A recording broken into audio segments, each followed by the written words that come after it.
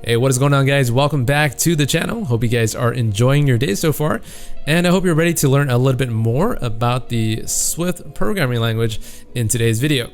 Now, what I'm going to go over today is how to use something called a closure inside of our iOS applications, and what exactly is a closure and how do we write them. Well, for a lot of you guys that have been programming in iOS for a while, closures are kind of what you guys use to perform completion handlers for things like URL session and loading data from some kind of external service. The way I'm going to illustrate exactly how to write a closure in today's video is to go over a very simple algorithm on how to filter a set of numbers given some kind of predicate or condition. All right, so let me illustrate this by using playgrounds right here. And I have nothing written in my playground so far, so I want to write out this function here that I would like you guys to kind of think about how to implement. So this function will be called filter, and it's going to be filter greater than value right here. And the value is going to be an integer like that.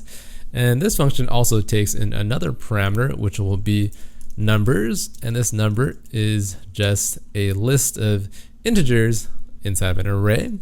And at the very end, I want you guys to return the list of integers that kind of meet this condition right here. All right, so pretty good stuff. And as you can already tell at the very bottom, we have some syntactical errors. And the way we want to fix this is just simply return an empty array for now. All right, so that makes the error go away, which means that I can go ahead and call this function filter greater than value. And let's say I have a value of 3 and a list of numbers of 1, 2, 3, 4, 5, and perhaps 10 at the very end. Okay, so the filtering function right here should filter this entire set of numbers, and anything that's greater than 3, I should get back inside of my list. So let's say let filtered list equals all of that stuff on the right, and I should get a list of 4, 5, and 10. All right, so how exactly do I do this? Well, let's just simply use a for loop to iterate through all of my numbers and just print them out one at a time. So for num inside of all of my numbers within that list, let's print out what each and every number is. All right, so doing so, I get 1, 2, 3, 4, 5, and 10 at the very bottom, which is pretty good. And how do we check whether or not a value is greater than another value? Well, this is very simple. If you just use an if statement, so if, let's see, num is greater than value, I will print out num. So let me just paste that in there, get the spacing correct. And now the function will run, trying to get me this filtered list. And you see I am printing out now 4, 5, and 10. So that's one step closer to where I want to be. And filtered list right now, if you just print it out, you'll see that it is an empty list because we're just returning this empty list right here. And you should be able to see something. So you see this right here, the empty list. And now the final step is to create some kind of variable for me to hold on to all of the numbers that kind of meet this condition of greater than value. So let's just go up here and say var, perhaps filter set of numbers equals something. So this something, I'm going to initialize it as an empty array of integers through this syntax like that. Now I'm going to also return this, and because this starts off as an empty list, the logic that we had before is exactly the same.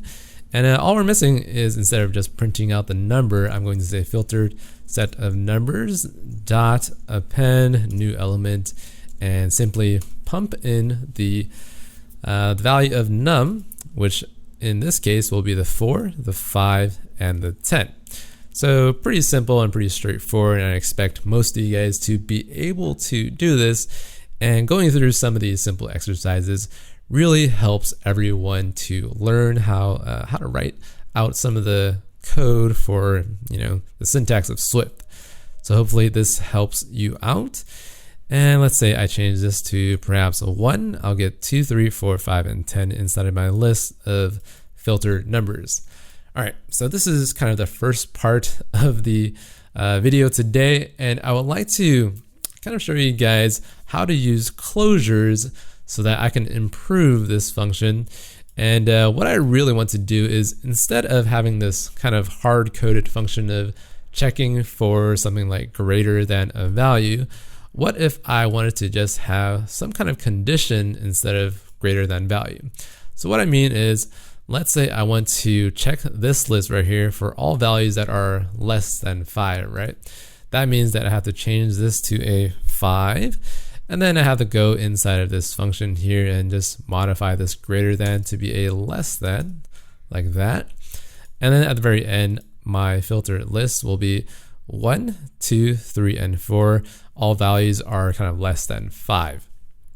Now, one thing that I failed to do is to change the function name to be less than value. So you would go ahead and do that. Filter lesser than value, change that as well. And now everything is okay. So this means that every time I want to modify the kind of the logic inside of this function of filtering, I have to modify this thing here and also the function name. So a better way of doing this is to introduce something called a closure inside of your code so that you can just pass in some kind of predicate and then allow the predicate to perform the condition checking logic, which is this line number on line number 8. So how do I do that? Well, let's do this again by writing out a new function, and I'm going to spell it out completely with a long function name of filter with predicate closure. And you probably don't want to name your functions as long as this, but I'm just doing this for the example's sake. So let's say what exactly is this predicate closure? Well, let's just call this parameter a closure. And this closure parameter for this function is going to be a function itself. So what I mean is it's going to take in an int and it's going to return a boolean like that. And just like the example up here, it's also going to take in a list of numbers via this array of integers like that.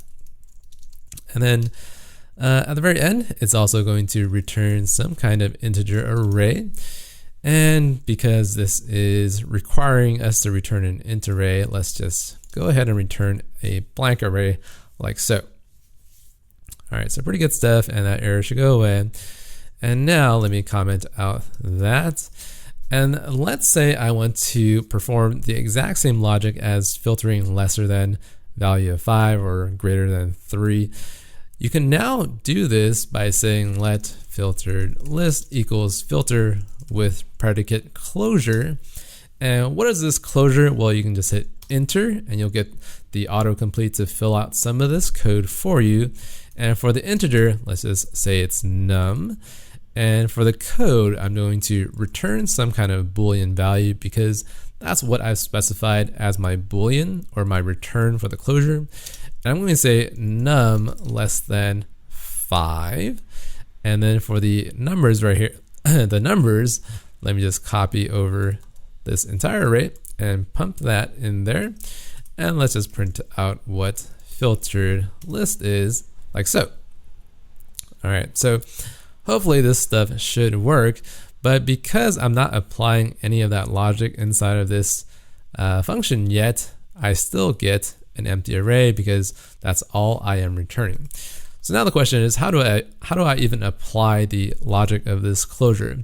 Well, it is exactly the same as it is above. So let's just write out the for loop first. So for number in numbers, I need to perform some kind of check. So perform some condition check here. And the way we perform the check is to just say if closure, if this closure right here using some kind of integer, which is the number inside of my for loop like that, if that returns a Boolean value, we will append it into some kind of empty array of numbers. So let's just copy or perhaps type this out again. So filtered numbers equals an empty list of numbers. Inside of here, we'll say filtered numbers dot append some kind of new element, and we'll just append the number. All right, and then finally we'll just return the filtered numbers, which is this starting array of numbers right there. And at the very end, we see that the console is printing out 1, 2, 3, and 4, which means that it's kind of meeting this requirement of number less than 5. So let's say I change this to number less than 20. It's going to filter this entire list, and all of the numbers that are less than 20 are going to end up inside of my filtered list of numbers. So let's kind of go over how this works one more time. So the closure that we're passing into this entire function is this closure parameter that we later on use right here. So every time we're iterating through our list of numbers, we have number, and then we apply that closure, which is going to apply this logic right here of checking if the number is less than 20. So based on that logic, we can simply make a modification here to get other predicates or other conditions to match the filtering that we want to apply. So number greater than 2, which means that I get 3, 4, 5, and 10. So that's kind of how closures work. And I want to show you guys how to write out closures so that you don't have to pass in this strange bit of syntax right here.